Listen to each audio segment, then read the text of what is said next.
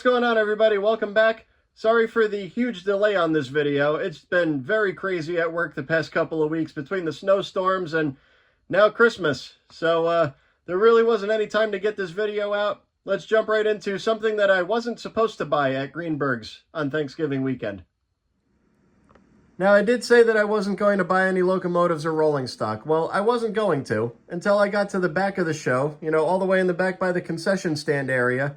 There was a table that was loaded, and I mean loaded, with post-war steam locomotives, ranging from your basic Scout engines all the way to Berkshires.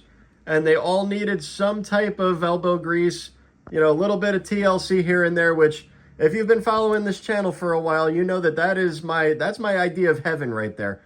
And this is exactly how this show used to be, back when there was just stuff for people to turn wrenches on. So anyways, in this bag, we have a Lionel 2065. This is exactly how I found it, with all the dirt and everything on it. I didn't buy anything for this. I didn't check anything out on it.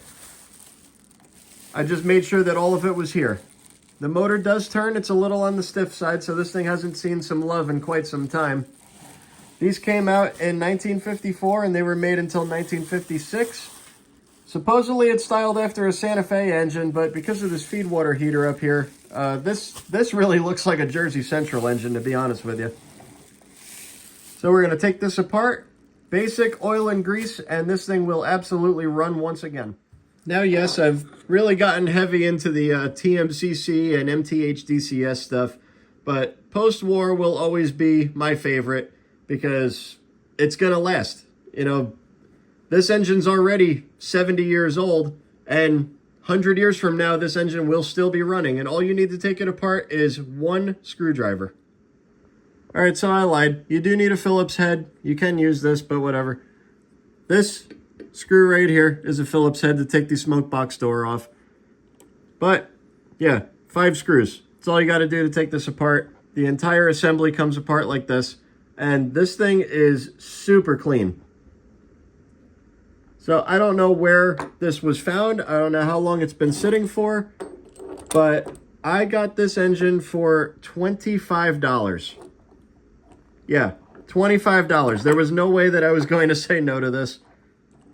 And considering that this thing barely has any rust on it, this thing will be up and running in a half an hour tops. Okay, we got the brush plate off. These brushes are actually very bad. That one's cracked. So, luckily, I do happen to have a new set of brushes laying around. So, total investment on parts right now, we're at about $2. I think a set of brushes now is $2. This commutator, on the other hand, that thing is nasty. Probably one of the worst ones I've seen. That would explain why this engine doesn't turn very freely. Let's get the fiberglass pencil out and do some cleaning up on this. Hopefully it comes back okay. If you're trying to service these things and you don't have one of these fiberglass pencils, I don't know. I think the result speaks for itself. Go on Amazon and get yourself a pack of these. They are well worth the investment. All right, we're going to clean up the boiler shell real quick. I always use Dawn. I've actually recently been turned on to this stuff. This stuff is awesome. It takes all dirt and grime off and doesn't hurt anything underneath. This actually took a transmission oil stain out of my mother's driveway. I sprayed it on, let it sit for a half an hour, hosed it right off like it was never even there. And yes, it is gentle enough to not hurt the paint on these engines. You could already see it for yourself. I didn't even scrub it yet. Spray it on, you could already see that the foam is starting to turn colors. That's exactly what you want to see. Now, I would say that that's a pretty good transformation. You can actually read the numbers on the cab now. And for the most part, the paint's not too bad. There is some scratching and chips on here, but that shows me that this was played with. This was used exactly as it was intended. And I also noticed the headlight is not even bad.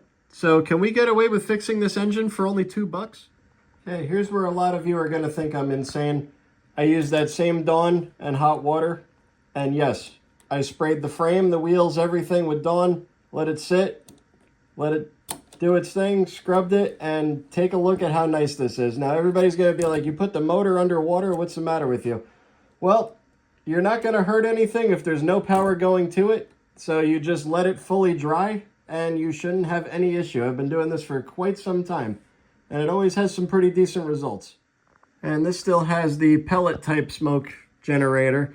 I'm going to leave this. I thought I had a conversion kit. I do not.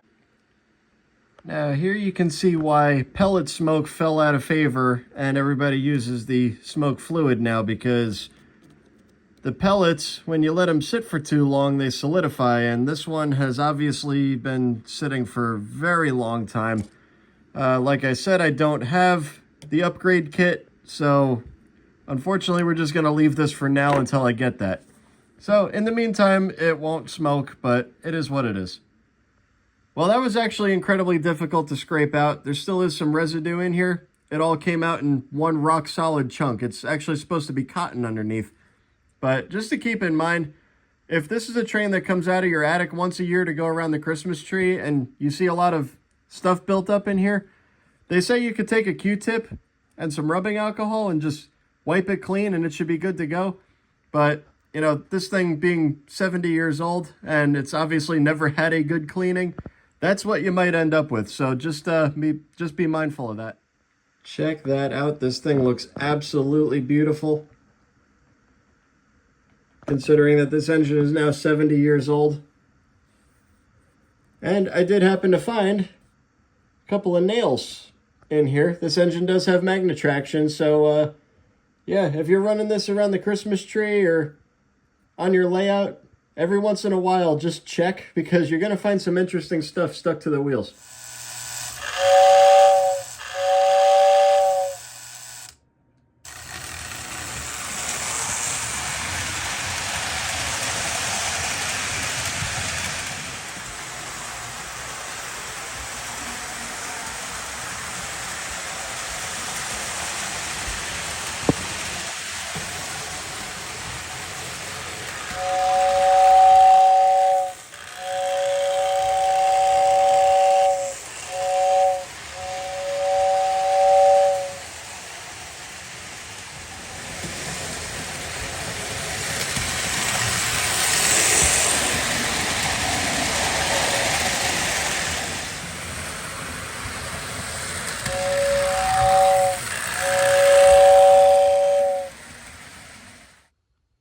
Well, that's going to be it for this episode, ladies and gentlemen. I hope you really enjoyed that. This is actually going to be my last video for the year, so big thank you to each and every one of you for liking and subscribing to this channel. Stay tuned. There's plenty more to come in 2026. So with that being said, Merry Christmas, Happy New Year. I will see you next year.